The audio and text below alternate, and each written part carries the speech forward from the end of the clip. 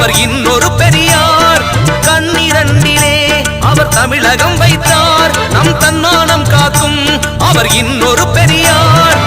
புரட்சி தலைவர் நாமம் வாழ்க, புரட்சி தலைவி நாமம் வாழ்க.